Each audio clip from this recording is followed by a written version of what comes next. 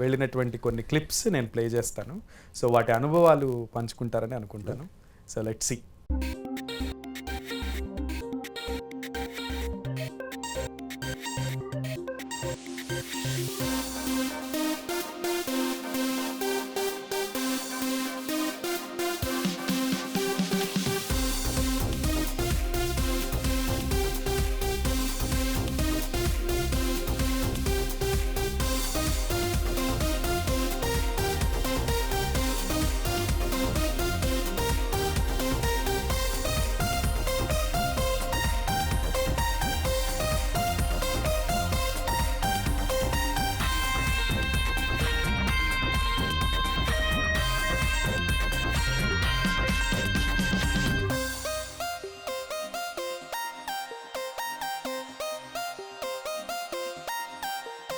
ఇది ఎక్కడ, ఎప్పుడు, ఎలా జరిగింది? పాప ఫంక్షన్ అప్పుడు ఎక్కడ?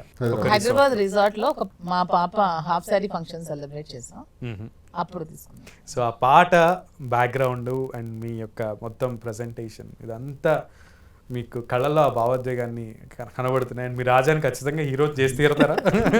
హీరో అయితే బాగుండని అన్నారు కదా.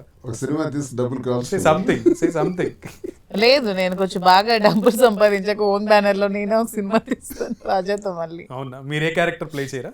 నేనా చేస్తాను ఖచ్చితంగా. మీరు ఏ క్యారెక్టర్ చేస్తారు? నేను విలన్ క్యారెక్టర్. ఒకవేళ ఆ సినిమాకి గనక మీరు పేరు పెట్టాలనుకుంటే ఏ పేరు పెడతారు? రాజా రాజు. రాజా రాజు. సో సో ఎస్, మీది మీరు పిలుచుకోవడం కూడా అలానే పిలుచుకుంటారు కదా. సో రాజు రాజే ట్యాగ్ లైన్ చాలా మంది పరిచయం అయినప్పుడు మన మొబైల్లో ఒక పేరు ఉంటుంది, సేవ్ చేసుకున్నప్పుడు అది కాలక్రమేణా ఆ పేర్లు మారుతూ ఉంటాయి. సో ఇప్పటి వరకు దువ్వాడ శ్రీనివాస్ గారి పేరు, కాంటాక్ట్ నెంబర్ పేరు ఎన్నిసార్లు మారింది మీ మొబైల్లో? లేదు, నాది స్టార్టింగ్ నుంచి ఇప్పుడు ఒక రాజా అనే ఉంటుంది. From the beginning. ఫస్ట్ మీరు ఉమెన్స్ డే సెరమనీకి పిలిచినప్పుడు లేదు, అప్పుడు 2019 అప్పుడు శ్రీనివాస్ గారు అని ఉండేది. శ్రీనివాస్ గారు అని ఉండేది, అది ఇప్పుడు రాజాగా మారింది. ఇది అప్పుడు రాజాగా మారింది. మీరు? నేను మధు అని పెడతాను. Madhu from the beginning. Sir అబద్ధం చెప్పొద్దు, నిజంగానే ఫ్రమ్ ద బిగినింగ్ మధు. ఈ రోజుకి మధు అని. సో ఫస్ట్ మీరు సేవ్ చేసుకున్నప్పుడు కూడా మధు అనే సేవ్ చేసుకున్నారు. ఓకే, ఇప్పటికీ అదే ఉంటుంది. మీరు మీ ప్రజాసేవలో బిజీగా ఉంటారు, మీరు మీ ఎంటర్ప్రెన్యూర్షిప్ లో బిజీగా ఉంటారు. సో జనరల్గా అంత బిజీ స్కెడ్యూల్లో కాల్స్ అనేవి ఇద్దరి మధ్య బాండింగ్ని బలం చేస్తూ ఉంటాయి, డౌట్స్ని క్లియర్ చేస్తూ ఉంటాయి. సో ఎవరికి ఎన్నిసార్లు కాల్ చేస్తారు? అసలు నేను విడిచిపెట్టి ఉండను కదా.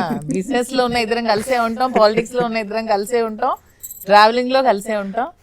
అసలు ఒక హాఫ్ అన్ అవర్ కూడా ఎక్కడ నేను దూరంగా. బట్ మీరు ఇప్పుడు చూస్తే ఆ డైల్ లిస్ట్ లో నాకు రాజా రాజా రాజా రాజా అని చాలా కనబండి. లేదు, మాక్సిమం డైల్ లిస్ట్ లో ఉండదు. ఎప్పుడైనా కాసేపట్లో అంటే నేను కింద ఫ్లోర్ లో ఉంటాను, గ్రౌండ్ ఫ్లోర్ లో.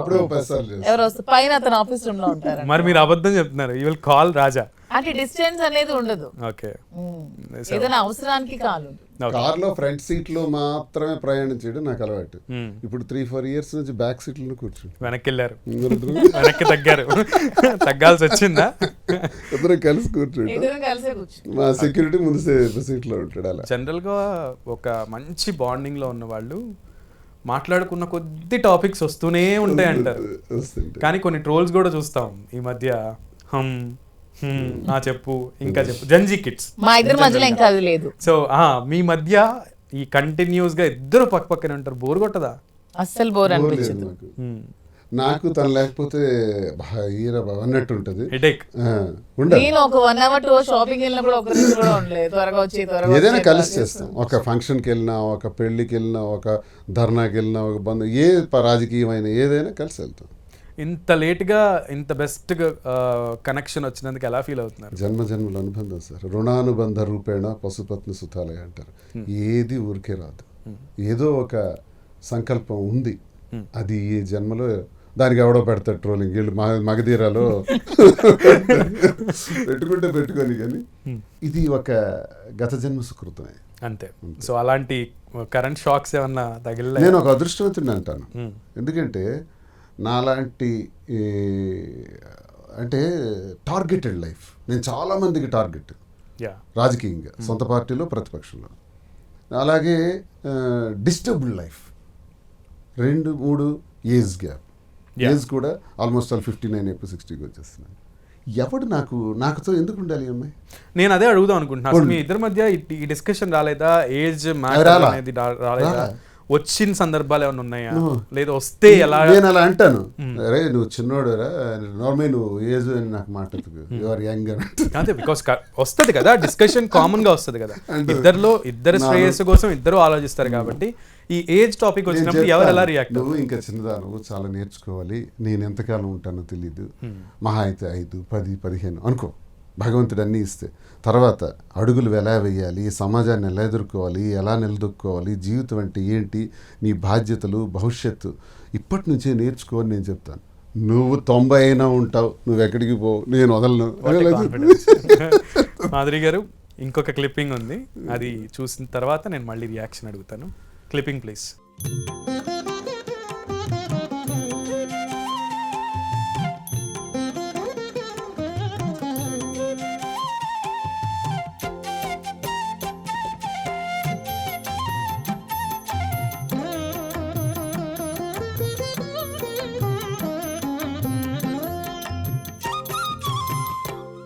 నాకు చాలా ఇష్టం, మా రాజాకి నేను మిమ్మల్ని అదే క్వశ్చన్ అడుగుతాను. చాలా ఇష్టం. నేను అలా తన్మయంలోకి వెళ్ళిపోతాను తను చేస్తుంటే. ఒకసారి చెప్తాను, రాజాకి యాక్చువల్ గా క్లాసికల్ భరతనాట్యం అంటే చాలా ఇష్టం. సో డైలీ అతనికి నైట్ కాసేపు డిన్నర్ అయ్యే కూర్చున్నప్పుడైనా ఒక పావు గంట, ఒక 20 నిమిషాలైనా ఏదో ఒక చిన్న సాంగ్ డాన్స్ చేస్తే తను చూస్తారు. తనకి ఇష్టం భరతనాట్యం. సో రెగ్యులర్ గా ఇది జరుగుతూ అది ఉంటుంది. నాకు ఇష్టం, చాలా ఇష్టం. సో మీకు బాగా నచ్చినటువంటి పెర్ఫార్మెన్స్ ఏంటి మాధురి గారిది క్లాసికల్ గా? ఒక సాంగ్. ఇవే ఇలాంటివి క్లాసిక్స్ చాలా ఉన్నాయి అసలు. అవి ఇంకా లేదు జనరల్ గా అడుగుతుంటారు కదా, ఒక్కసారి ఆ పాట పాడవా, ఒకసారి ఆ డాన్స్ అయ్యవా అని అడుగుతుంటారు కదా. సో అలా మిమ్మల్ని మెప్పించినటువంటి పాట? ఇప్పుడు చాలా మంచి పాటలు ఉన్నాయి, అది మేము బయటకు రిలీజ్ చేయలేదు, సందర్భం వస్తే చెప్తాను. కొలువై ఉన్నాడే దేవుడు, ఎక్సలెంట్, చాలా బాగా చేస్తుంది, అదొకటి. తర్వాత వెంకటేశ్వర స్వామిది ఒక సాంగ్ ఉంది, ఉన్నాయి చాలా మంచిగా ఉన్నాయి, చేస్తాంలేండి. లేదు మనం వైనాడు సాంగ్ రిలీజ్ చేసాం కదా, అలాగే చాలా ఉన్నాయి, ఇస్తాం. ఓకే. సో క్లాసికల్ అయితే మాధురి గారి పెర్ఫార్మెన్స్ చాలా ఇష్టం మీకు. సో డైలీ ఒక్క పెర్ఫార్మెన్స్ అయినా చూస్తారు. ఇంకొక రీల్ ఉంది, ఇంకొకటి చూద్దాం.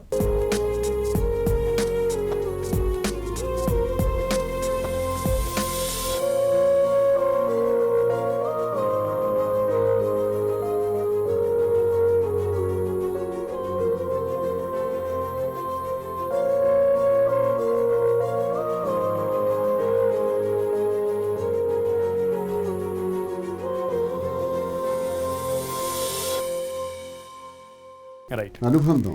ఆకాశం ఏనాటితో అనుబంధం ఆనాటిది. మీరు ఇందాడా జన్మజన్మల బంధం అన్నారు కదా, ఒకసారి ఆ పాట పాడరా?